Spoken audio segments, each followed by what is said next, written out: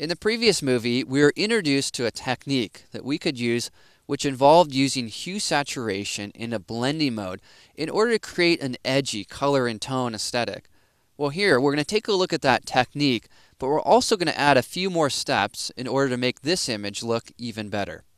This is a portrait of Jack O'Neill, one of my all-time heroes. He's the man who invented the wetsuit.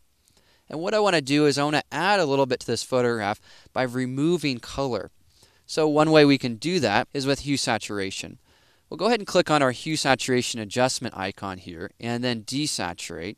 Next step is going to be to take this to a blending mode of soft light. Now when we do this, we get this interesting aesthetic. Here's our before and after.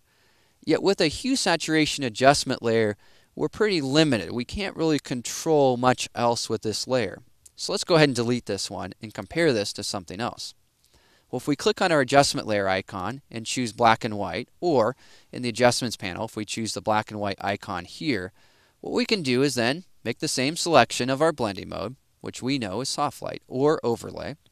Now what we can do though is we can modify the tonality of this layer. See how I'm increasing the reds, which in turn is reducing the intensity of the saturation of those reds. It's also brightening up that area of the image. I can also work on other areas as well. You can see the greens affects a little bit of the top area of the image. And I can go through my colors here, seeing if I can make any other tonal changes. So if you want to take things a bit further, many times using an adjustment like this will do the trick. All right, well here we now need to do some advanced blending, right? So we'll double click this layer and then we'll go ahead and click and drag up our blacks that will bring back some of the black detail here in the shirt and in the jacket. Next, hold down Option or Alt, split those sliders to create some transition, and then as always, evaluate your before and then after. See if you're bringing back enough detail. And in this case, I think we are. Here we'll click OK. Well, let's evaluate how we've done. Here's our before and then after. Well, I like this, except I want to remove even more red. Well, in order to get rid of some of this red saturation that's happened here, I'm going to click on my adjustment layer icon. Now choose Hue Saturation. Next, with the Target Adjustment tool selected, I'll go ahead and click on one of these tones. It's going to then take me to my reds. Well, at this juncture, I can then desaturate those reds, pulling out that tone there. Now we're getting to this kind of a vintage, interesting aesthetic. We still have color in the photograph, but we've removed it, we've muted it, and we've added a bit of contrast. Here you can see the overall before, and then now the after. Next thing I want to do is I want to work on the brightness of this side of the photograph here. It's just too bright. So we'll click on our adjustment layer icon. We'll go ahead and select curves. With curves, what I'm going to do is simply darken. And as I darken, we can see that we're shifting color. Let me exaggerate. I'm going to go ahead and darken this too much, but do you notice how there's more color up in here in this area? Well, if we don't want such a strong color effect, what we can do is change our layer blending mode. Let's just keep that in mind. All right, well, we'll go ahead and darken this up. We'll bring our white point down a little bit there and just add a bit of density to this and bring that point down. Next, we'll press Command or Control I to invert the mask. We'll grab that brush tool. Here we want to paint with white. In regards to our brush, we want a pretty big brush, not too big though, so I'll make the brush about the big as the area that I'm working on. In regards to my opacity, I'll take that somewhere below 50%.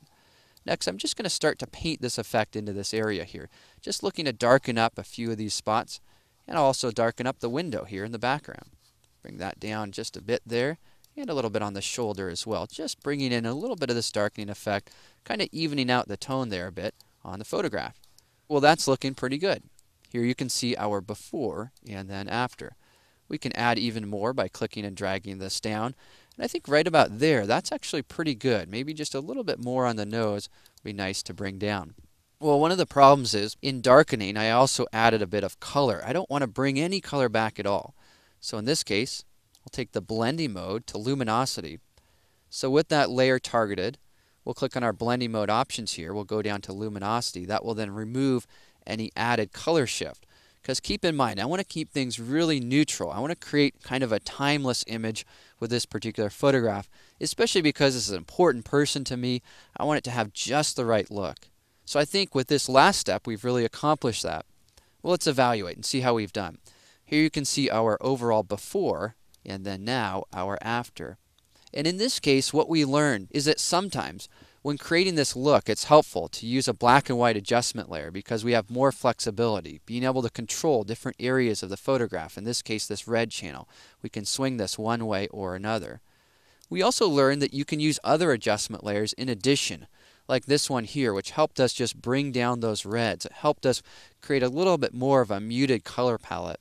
And then finally, we examined how we could use curves with masking to paint in an adjustment into a particular area, and we could paint that adjustment in so that it didn't affect the color as drastically by changing that layer blending mode to luminosity.